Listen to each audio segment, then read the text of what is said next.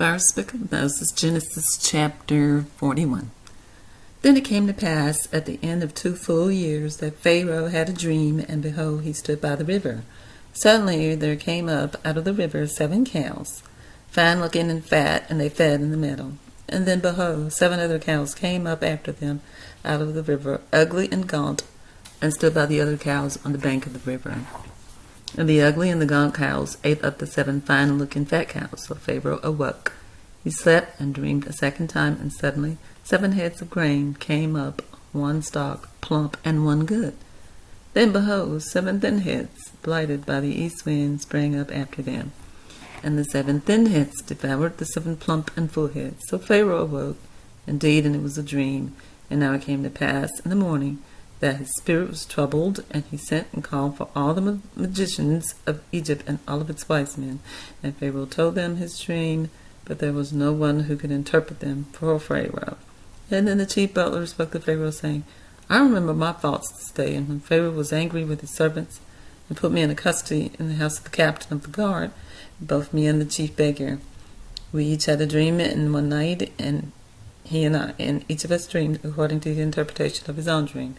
And now there was a young man, Hebrew man, with us there, a servant of the captain of the guard, and we told him, and he interpreted our dreams for us. To each man he interpreted according to his own dream.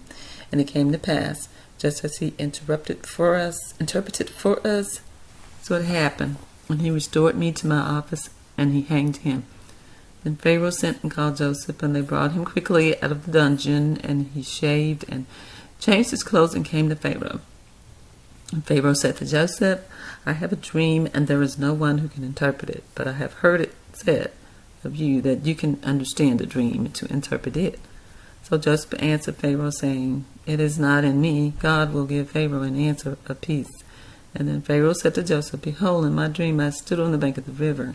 Suddenly 7 cows came up out of the river, fine looking and fat, and they fed in the meadow. And behold, 7 other cows came up after them, poor and ugly and gaunt, such ugliness as I have never seen in all the land of Egypt. And the gaunt and the ugly cows ate up the first 7, the fat cows. And when they had eaten them up, no one would have known that they had eaten them, for they were just as ugly as at the beginning. So I awoke. Also I saw in my dream, and suddenly 7 heads came up, 1 stalk, full and good. And then behold, 7 heads, withered thin and blighted by the east wind, sprang up after them. And the thin heads devoured the 7 good heads. And so I told this to the magicians, but there was no one there who could help explain it to me. Then Joseph said to Pharaoh, The dreams of the Pharaoh are one. God has shown Pharaoh what he is about to do. The 7 good cows are 7 good years, and the 7 good heads are 7 years. The dreams are one. And the 7 thin and the ugly cows which came up after them are 7 years. And the 7 empty heads, blighted by the east wind, are 7 years of famine. This is the one thing which I have spoken to Pharaoh. God has shown Pharaoh what he is about to do. Indeed, 7 years of great plenty will come throughout all of the land of Egypt. But after them 7 years of famine will arise, and all the plenty will be forgotten in the land of Egypt, and the famine will deplete the land. So the plenty will not be known in the land because of the famine follow it, for it will be very severe. And the dream was repeated to Pharaoh twice, because the thing is established by God, and God will shortly bring it to pass. Now therefore, let Pharaoh select a discerning and wise man, and set him over the land of Egypt. And let Pharaoh do this, and let him appoint officers over the land to collect 1/5 of the produce of the land of Egypt in the 7 years plentiful. And let them gather all of the food for those good years that are coming, and store up grain in the authority of Pharaoh, and let them keep food in the cities. Then that food should be as a reserve for the land for the 7 years of famine which shall be in the land of Egypt, and that the land may not perish during the famine. So the advice was good in the eyes of Pharaoh and in the eyes of all the servants. And Pharaoh said to his servants, Can we find such a one as this one man, in whom is the Spirit of God? And then Pharaoh said to Joseph, Inasmuch as God has shown you all of this, there is no one as discerning and as wise as you. You shall be over my house, and all the people shall be ruled according to your word. Only in regard to the throne will I be greater than you. And Pharaoh said to Joseph, See, I have set you all over the land of Egypt. And then Pharaoh took his signet ring off his hand and put it on Joseph's hand, and he clothed him in garments of fine linen and put a gold chain around his neck. And he had him ride in the second chariot which he had, and they cried out before him, Bow the knee. So let him set all over the land of Egypt. Pharaoh also said to Joseph, I am Pharaoh, and without your consent no man may lift his hand or foot in all the land of Egypt. And Pharaoh called Joseph's name Zatnapaneah, and he gave him a wife, Asneat, the daughter of Pharaoh, prince of On. So Joseph went out all over the land of Egypt. Joseph was 30 years old when he stood before Pharaoh, king of Egypt. And Joseph went out from the presence of Pharaoh and went throughout all of the land of Egypt. And now in the 7 plentiful years the ground brought forth abundantly. So he gathered up all the food of the 7 years which were in the land of Egypt, and laid up the food in the cities. And he laid it up in every city, the food of the fields which surrounded them. Joseph gathered very much grain, as the sand of the sea, until he stopped counting, for it was immeasurable. And to Joseph were born 2 sons before the years of the famine came, whom Asenath, daughter of Pharaoh, priest of On, bore to him. Joseph called the name of the firstborn Manasseh, for God has made me forget all my toil and all my father's house. And the name of the second he called Ephraim, for God has caused me to be fruitful in the land of my affliction. Then the 7 years of plenty which were in the land of Egypt ended, and the 7 years of famine began to come, as Joseph had said, and the famine was in all the lands, but in all the land of Egypt there was bread. So when all the land of Egypt were famished, the people cried to Pharaoh for bread, and then Pharaoh said to all the Egyptians, Go to Goshen, whatever he says to you do. The famine was all over the face of the earth, and Joseph opened up the storehouses and sold to the Egyptians, and the famine became severe in the land of Egypt. And so all the countries came to Joseph in Egypt to buy grain, because the famine was severe in all the lands. Chapter 42. Now when Joseph saw that there was grain in Egypt, Jacob said to his sons, Why do you look at one another? And he said, Indeed, I have heard that there is grain in Egypt. Go down to that place and buy for us, that we may live and not die. So Joseph's 10 brothers went down to buy grain in Egypt. But Jacob did not send Joseph's brother Benjamin with his brothers, for he said, Lest some calamity befall him. And the sons of Israel went to buy grain among those journeyed, for the famine was in the land of Canaan. And now Joseph was governor over the land, and it was as if he who sold to all the people of the land. And Joseph's brothers came and bowed down before him with their faces to the earth. Joseph saw his brothers and recognized them, but he acted as a stranger to them and spoke roughly to them. And then he said to them, Where do you come from? And they said, From the land of Canaan to buy food. So Joseph recognized his brothers, but they did not recognize him. Then Joseph remembered the dreams which he had dreamed about them, and said to them, You are spies. You have come to see the nakedness of the land. And they said to him, No, my lord, but your servants have come to buy food. We are all one man's sons. We are honest men. Your servants are not spies. But he said to them, No, but you have come to see the nakedness of the land. And they said, Your servants are 12 brothers, the sons of one man in the land of Canaan, and in fact, the youngest is with our father today, and no one is no more. But Joseph said to them, It is as I spoke to you, saying, You are spies, and in this manner you shall be tested. By the life of Pharaoh you shall not leave this place unless your youngest brother comes here. Send one of you and let them bring your brother, and you shall be kept in prison, that your words may be tested to see whether there is any truth in you, or else, by the life of Pharaoh, surely you are spies. And so he put them all together in prison 3 days. And then Joseph said to them on the 3rd day, Do this and live, for I fear God.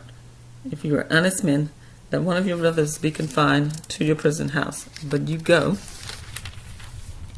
and carry grain for the famine of your houses, and bring your youngest brother to me, so your words will be verified, and you shall not die.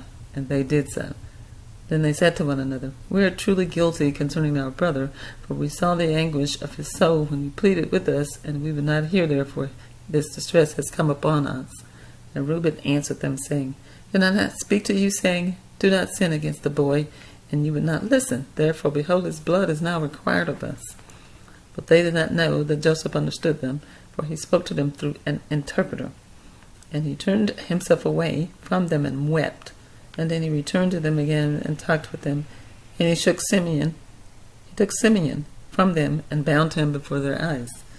Then Joseph gave a command to fill their sacks with grain, to restore every man's money to his sack, and to give them provisions for the journey. And thus he did for them.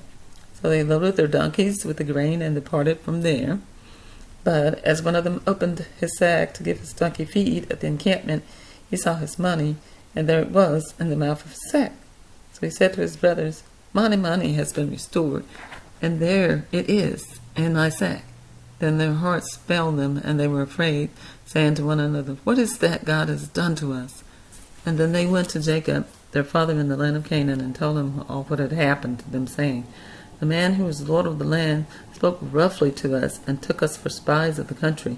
But when he said to him, we are honest men, we are not spies. We are 12 brothers, sons of our father. One is no more, and the youngest is with our father. This is the day in the land of Canaan. Then the man, the Lord of the country, said to us, by this I will know that you are honest men. Leave one of your brothers here with me. Take food for the famine of your households, and be gone. And bring your youngest brother to me, so I shall know that you are not spies, but that you are honest men. And I will grant your brother to you, and you may trade in the land.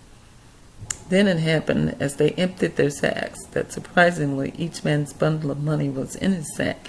And when their father saw the bundles of money, they were afraid. And Jacob, their father, said to them, you have bereaved me. Joseph is no more, Simeon is no more, and you want to take Benjamin? All these things are against me. Then Reuben spoke to his father, saying, kill my 2 sons, if I do not bring him back to you. Put him in my hands, and I will bring him back to you. But he said, my son shall not go down with you, for this brother is dead, and he is left alone. If any calamity should befall upon all along the way in which you go, then you would bring him down, my gray hair, with sorrow to the grave. Chapter 43. Now the famine was severe in the land, and it came to pass, when they had eaten up the grain which they had brought from Egypt, that their father said to them, go back, buy us a little food. But Judah spoke to him, saying, the man solemnly warned us, saying, you shall not see my face unless your brother is with you. If you send our brother with us, we will go down and buy your food. But if you will not send him with us, we will not go down. For the man said to us, you shall not see my face unless your brother is with you. And Israel said, why did you deal so wrongly with me as to tell the man whether you still had another brother? But they said, the man asked us pointedly about ourselves and our families, saying, is your father still alive? Have you another brother? And we told him according to these words. Could we possibly have known that he would say, bring your brother down? Then Judah said to Israel, his father, send the lad with me, and we will arise and go, that we may live and not die, both we and you, and also our little ones. I myself will be surety for him. From my hand you shall require him, and if I do not bring him back to you and set him before you, then let me bear the blame forever. But if we have not lingered, surely by now we would have returned the second time. And their father Israel said to them, if it must be so, then do this. Take some of the best fruits of the land in your vessels, and carry down a present for the man, a little balm, and a little honey, spices, myrrh, pistachio nuts, and almonds. Take double money in your hand, and take back in your hand the money that was returned in the mouth of your sacks. Perhaps it was an oversight. Take your brother also, and arise, go back to the man. And may God Almighty give you mercy before the man, that he may release your other brother and Benjamin. And if I am bereaved, I am bereaved. So the man took that present and Benjamin, and they took the double money in their hand, and arose and went down to Egypt, and they stood before Joseph. When Joseph saw Benjamin with them, he said to the steward of the house, take these men to my home, and slaughter an animal, and make ready. These men will dine with me at the noon. And then the man did as Joseph ordered, and the man brought the men into Joseph's house. Now, the men were afraid because they were brought into Joseph's house, and they said, it is because of the money, which is the return of our sacks the first time, that we are brought in. so that he may make a case against us and seize us, and to take us as slaves with our donkeys. When they drew near to the steward of Joseph's house, they talked with him at the door of the house, and said, "O sir, we indeed came down the first time to buy food. But it happened, when we came to the encampment, that we opened our sacks, and there each man's money was in the mouth of his sack, our money in full weight, and so we have brought it back in our hand. And we have brought down other money in our hands to buy food. We do not know who put our money in our sacks." But he said, "Peace be with you. Do not be afraid. Your God and the God of your father has given you treasure in your sacks. I had your money." And then he brought Simeon out to them. And so the man brought the men into Joseph's house and gave them water, and they washed their feet, and he gave their donkeys feed. And then they made the present ready for Joseph's coming at noon, and for they had heard that they would eat bread there. And when Joseph came home, they brought him the present which was in their hand into the house, and bowed down before him to the earth. And then he asked them about their well-being, and he said, "Is your father well, the old man of whom you spoke? Is he still alive?" And they answered, "Your servant, our father, is in good health, and he is still alive." And they bowed their heads down and prostrated towards themselves. Then he lifted his eyes and saw his brother Benjamin, his mother's son, and said, "Is this your younger brother of whom you spoke to me?" And he said, "God be gracious to you, my son."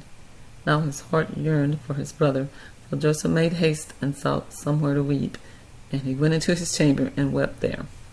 Then he washed his face and came out, and he restrained himself and said, "Serve the bread."